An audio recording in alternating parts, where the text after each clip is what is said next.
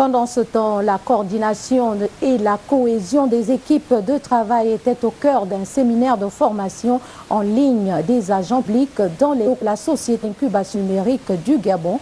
Un séminaire qui se tient sur 3 jours est organisé par le ministère de la lutte contre la corruption. Le compte rendu est fait ici par Dimitri Arbourneur et Victor Mundunga. 35 secrétaires généraux prennent part au séminaire de formation en ligne sur la lutte contre la corruption, la coordination et la cohésion des équipes de travail dans les locaux de la SING, la société d'incubation numérique du Gabon.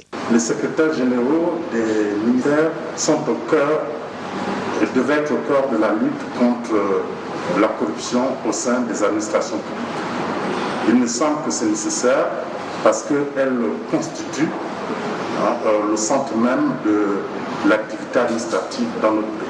Des enseignements riches, véritablement édifiants pour les agents publics.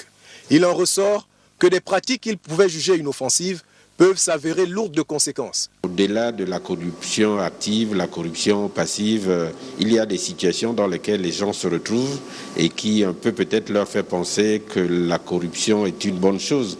Ceux qui ont des bas salaires, qui pensent que peut-être que la corruption peut les aider à améliorer leur situation, se trompent. Le chef de l'État fait de la lutte contre la corruption un de ses chevaux de bataille.